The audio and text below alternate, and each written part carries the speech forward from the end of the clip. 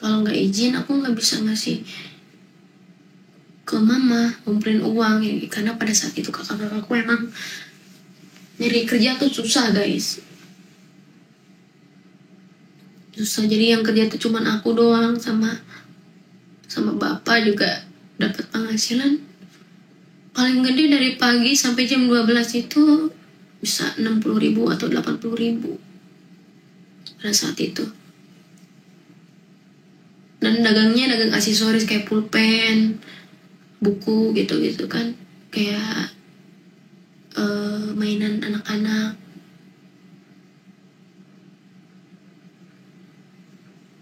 Terus alhamdulillahnya pada pas sekolah SD itu guru-gurunya pada nge-support, selalu ngizinin. Bahkan kalau Ulan misal abis manggung, karena Ulan juga malu kan, Ulan malu sama wali kelas, selalu izin gini. Kadang aku ada inisiatif sendiri, aku pengen ngasih rokok ke bapak wali kelas aku karena dia udah begitu baik banget, karena sangat memaklumi aku yang tulang punggung keluarga gitu dan lain-lain. Nah pas SD itu masih banyak bolos dan lain-lainnya, masih lulus SD aja itu kayaknya udah bersyukur banget aku ya pada saat itu, karena emang manggung terus, pengen ngumpulin, pengen ngebuktiin ke orang-orang yang bilang katanya rumahnya atap bukan tembok, jadi aku nggak mau berteman sama kamu gini. Aku ngumpulin uang, aku ngumpulin dari waktu itu naik gajiku dari 100.000 jadi 150 pada saat itu. Gaji aku 150 sekali manggung, alhamdulillah lagi rame panggungan. Mungkin dulu tuh unik kali ya, ada anak kecil bisa nyanyi dangdut, nyanyi dangdut lagu-lagu dewasa. Jadi paling banyak sawerannya dan paling banyak jobnya pada saat itu. Terus aku ngumpulin, mama masukin ke material lagi uangnya.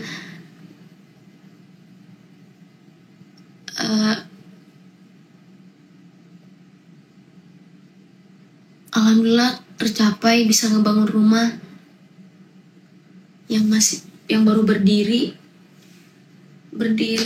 udah tembok, tapi dapurnya tuh masih atap, karena belum direnov, masih cuman kamar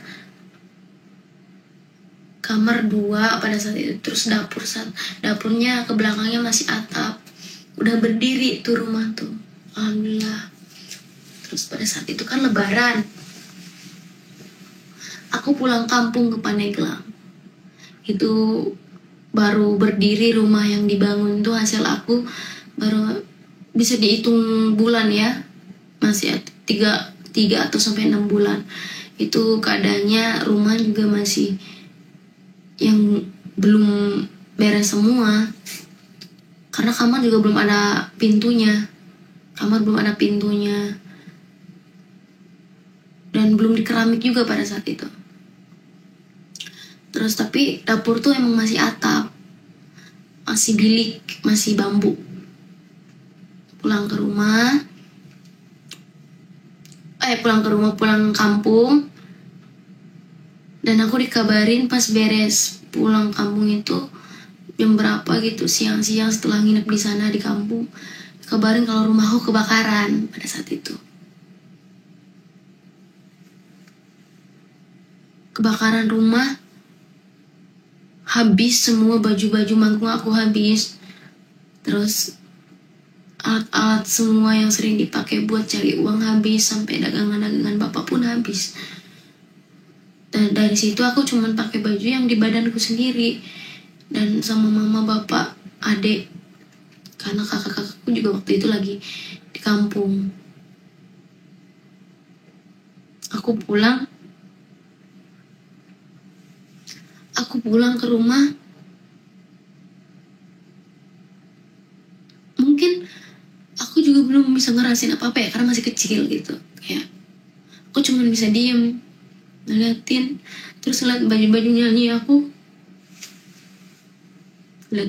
nyanyi aku udah pada hangus semua, udah pada jadi debu. sampai semua alat masak, piring, kasur semua udah pada semua kebakar. Karena apa ini? Karena ditelusuri ternyata emang ada orang yang julid, ada orang yang mungkin nggak suka sama aku. Nggak tahu ya, dari dulu tuh banyak banget orang yang suka julid sama keluarga aku, padahal aku nggak pernah musik keluarga siapapun. Ternyata emang ada yang sabotase, ada yang, kata mama cerita dulu ya, ini mama dulu cerita, ada yang ngelempar buntung rokok yang masih ada apinya, dan dikasih minyak tanah sedikit di kabelnya itu loh, di kabel listriknya itu.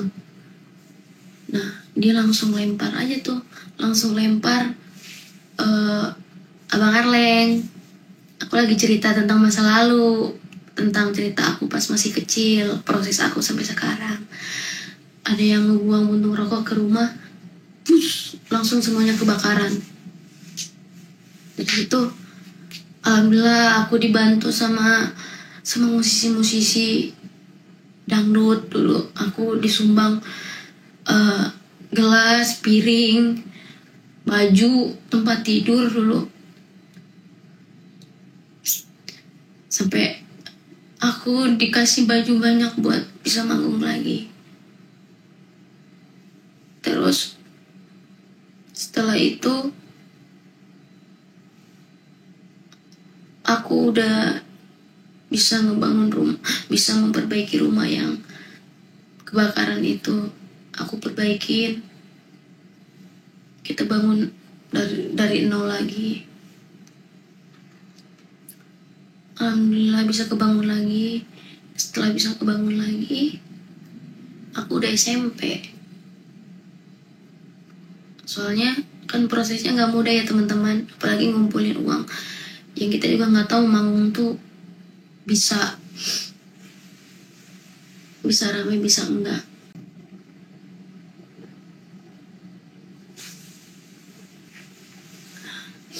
Setelah bisa kebangun lagi pada saat itu SMP kelas 1 kelas 2, bapak tuh emang udah sempat stroke,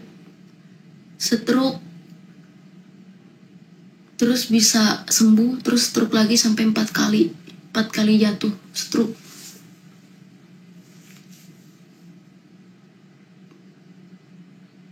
Pada saat itu posisinya bapak lagi dagang katanya.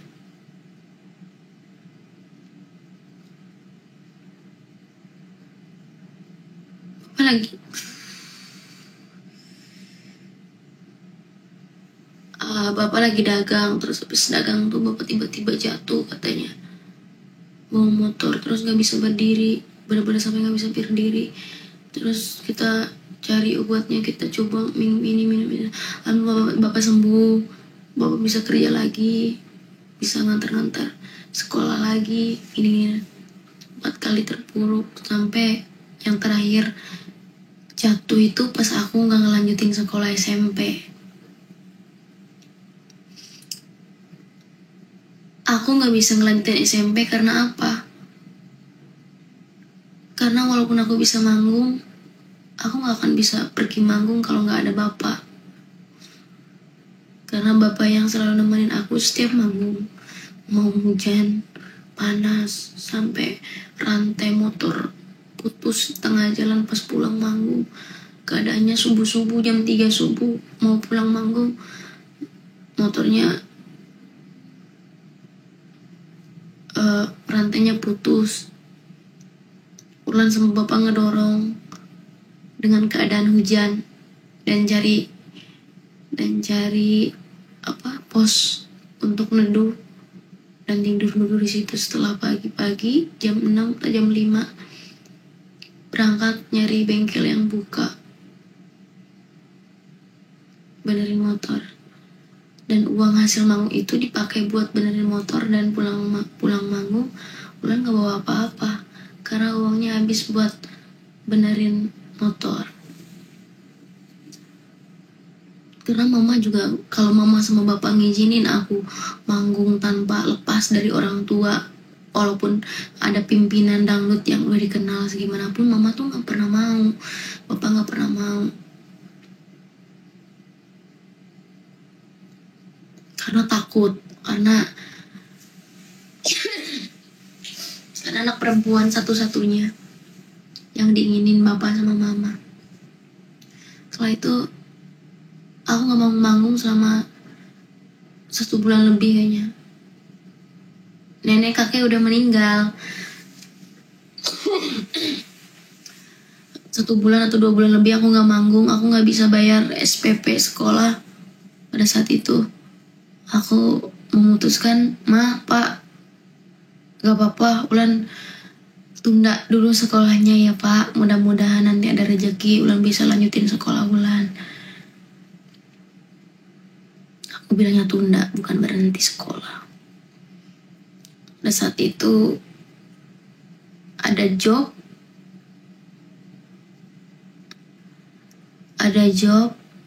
tapi ternyata ada Liga Dangdut Indonesia yang buka pendaftarannya. Dan di Serang, Banten. Itu pas SMP. Masuk SMP. Udah SMP kelas 2 atau kelas 1 gitu. Nah, sedangkan mama tuh waktu pada saat itu mau bayar bekas minjem ke saudara, bekas buat makan, karena bapak sama aku udah gak kerja. Makanya mama minjem waktu saat itu, dan mau dibayarnya pas aku habis manggung. Nah, seharusnya besok aku manggung untuk membayar hutang bekas untuk makan, tapi mama bilang kamu gak usah manggung, kamu ikut kompetisi aja, kan dari dulu kamu pengen masuk kompetisi, umur kamu sekarang udah bisa masuk di kompetisi, sok jangan sia-siain kompetisinya, mumpung ada pendaftarannya. Bunda saya makasih. Aku subuh berangkat jam 4 subuh aku berangkat, umur 14 tahun pada saat itu. 14 ya. Baru masuk 14 tahun. Subuh terus ke Brimob Serang naik angkot. Dan posisinya di Brimob Serang tuh masih sepi, belum ada tim kreatif yang datang atau tim Indosiar yang datang. Nah, Ulan minta tolong, Ulan karena Ulan masih ngantuk, Ulan tidur dulu di masjid di Brimobnya. Ulan minta izin ke bapak security untuk istirahat dan minta tolong ke bapak security, Pak, Ulan minta tolong kalau misalnya sudah banyak tim-tim yang sudah datang, tolong bangunin Ulan ya Pak, Ulan mau kompetisi. Tapi Ulan masih ngantuk, aku tidur dulu dari situ. Terus udah tidur, dibangunin, aku dapat nomor 001 Serang. Bukan Serang, 001, iya, Serang, Banten. Itu nomor aku nomor pertama dan pembuka di Brimob Serang di Liga Dangdut Indonesia 2020. Pembuka peserta pertama audisi. Aku di audisi, di step pertama dibawa aku dites dari tim kreatifnya, dites nyanyi Payung Hitam sama Pesta Panen kalau nggak salah. Alhamdulillah lolos ke ruangan boots ke atas. Nah, di situ ketemu sama produser Indosiar. Alhamdulillah aku yang dites bener-bener paling banyak di antara peserta lain. Aku dites dulu sampai 12 lagu full nyanyi. Kalau dites kompetisi kan biasanya cuman kayak coba nyanyi 3 rap udah gitu. Ini enggak, aku dites nyanyi Payung Hitam dari awal sampai akhir. Terus nyanyi Pesta Panen dari awal sampai akhir. Udah 10 lagu aku dicoba nyanyi. Aku suruh jaipong karena di biodata aku bisa nari jaipong. Aku disuruh jaipongan. Terus setelah jaipongan kan pasti capek banget, ngos-ngosan karena jaipongan tuh butuh tenaga banget yang ngeluarin segala macam. Disuruh nyanyi lagi 2 lagu lagi. Setelah itu udah, oke, terima kasih kalau kamu lolos. Nanti akan ada tim kreatif yang menghubungi kamu, dan nunggunya tuh 3 bulan dulu. 3 bulan nunggunya. Terus setelah 3 bulan aku posisinya lagi manggung gitu kan. Halo, assalamualaikum, ini dengan Wulan, katanya. Ya betul, saya sendiri. Selamat ya Wulan, kamu lolos untuk audisi di juri artis pada tanggal sekian di Jakarta. Jangan lupa pakai baju yang kamu pakai pada saat audisi ya. Jadi udah datang ke sana dengan yang bingung karena pertama kali orang kampung masuk ke Jakarta dengan tidak ada modal sama sekali pada saat itu. Tidak ada baju, tidak ada make up, tidak ada ongkos. Alhamdulillah dibantu sama tim Pemda pada saat itu, dibantu sama kelurahan, kecamatan, Pemda. Alhamdulillah Ulan bisa ke Jakarta untuk juri artis. Terus alhamdulillah Ulan lolos. Pada saat lolos, pulang ke rumah,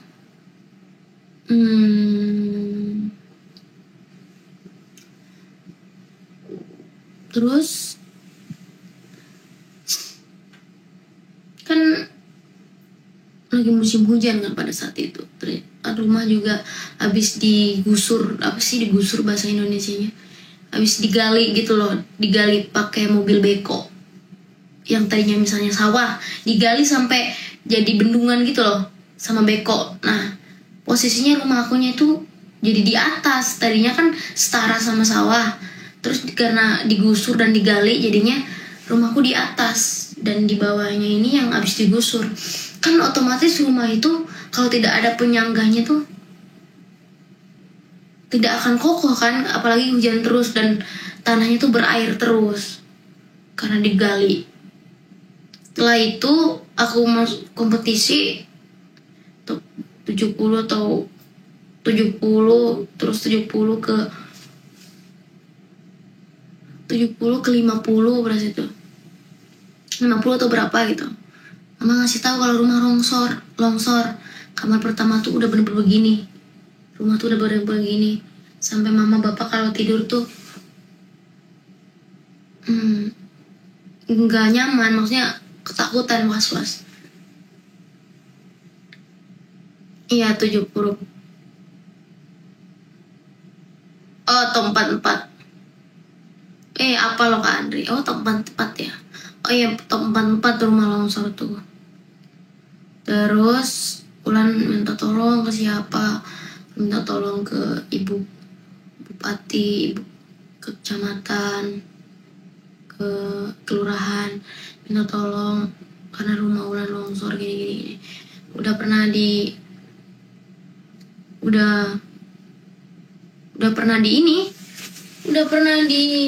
renov dan segala macam, tapi tetap karena nggak dicor jadinya longsor lagi.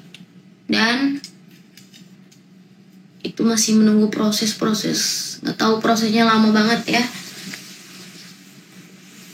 prosesnya lama banget untuk diproses rumah biar dapat rumah yang layak gitu.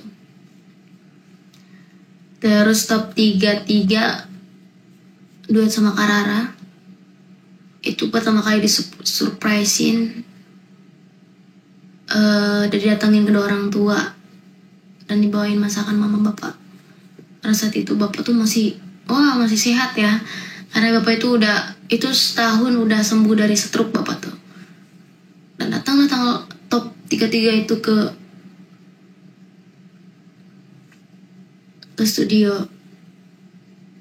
Terus gini Aku nggak tahu, jujur aku nggak tahu kalau mau dibikin surprise. Mungkin namanya ada orang tua dari kampung kan. Aku juga pernah ceritain di podcastnya Karara dari kampung, jadi nggak pernah ada mikir di studio tuh gimana gitu. Jadi pakai kaos yang udah kaos aja, nggak ada bawa jaket atau apa gitu, nggak ada. Ditaruh di ruangan yang ber-AC, ya otomatis yang mau ber-AC kan setiap studio juga. Dan mungkin malu dan gak mau ngomong, dan mungkin mau ngomong ke anak juga karena kan ini mau dibikin surprise, terus mau ngomong ke tim juga malu. Rasanya tuh minta dikecilin tapi diem aja. Itu dari jam 4 atau jam 3 sore sampai jam setengah 11, jam setengah 12 baru dikeluarin dari ruangan ber-AC itu, terus masuklah ke ruangan studio lebih dingin lagi. Ada kali setengah jam ya ngobrol-ngobrol cipika-cipik sama mama di studio itu. Terus pulang dari situ ternyata bapak langsung terjatuh stroke. Tapi aku nggak pernah dikasih tahu. Aku nggak pernah diinfo apa-apa tentang bapak pada saat itu, karena mama nggak mau bikin aku kepikiran. Terus biar fokus kompetisinya. Aku dikasih tahu tuh pas top 18. Aku dikasih tahu bapak stroke tuh pas top 18. Situ aku nangis gini. Ya sampai sekarang bapak masih stroke. Tapi alhamdulillahnya kalau dulu bapak sama sekali nggak bisa ke kamar mandi buang air besar, nggak bisa kencing, nggak bisa berdiri. Sekarang bapak bisa berdiri walaupun bapak masih seret-seret kakinya karena stroke-nya sebelah. Seret-seret kakinya, terus tangannya juga ya ini masih begini, masih ngepel begini, nggak bisa gini, nggak bisa begini terus. Tapi alhamdulillahnya bapak sekarang yang mendingannya karena udah bisa berdiri dan jalannya diseret-seret. Ya apapun itu aku mikirnya ini juga ujian buat keluarga sih, karena gimana kita bisa nerima ujian yang diberi Allah, cobaan yang diberi Allah sampai, dan mungkin mau nguji hambanya kali ya, segimana sabar dan kuatnya ngadepin musibah. Dan sampai sekarang bapak masih stroke gitu teman-teman. Nah setelah itu udah pulang orang terawih. Oh iya, nah setelah itu beres kompetisi aku iseng nyiptain lagu, bukan nyiptain lagu ya, iseng merubah. Kan dulu tuh banyak kan kalau kampanye tuh lagu-lagu dangdut tuh diubah kayak ayo dukung nomor 1 gitu kan, gitu. Aku kayak iseng aku ngerubah lagu terus dijadiin lagu kampanye gitu. Aku kasih ke Ibu Ratu Tatu Hasana, itu adalah Bupati Serang Banten. Aku kasih ke Ibu, ke Bunda, dan Bunda seneng. Di situ langsung rekaman, bikin video klip ala kampanye. Bunda Tatu bilang kalau insya Allah kalau Bunda lanjut periode Bunda ada hadiah buat Ulan. Aku nggak tahu hadiahnya apa pada saat itu. Ternyata hadiahnya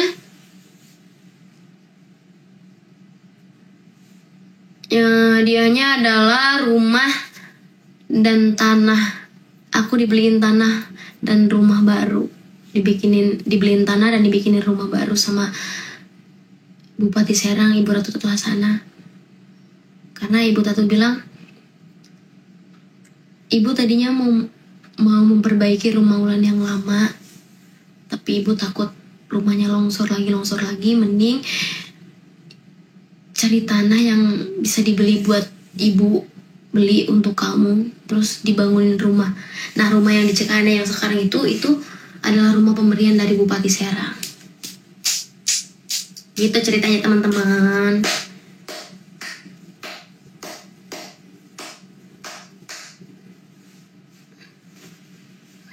Gitu ya. Oh, panjangnya ceritanya ya.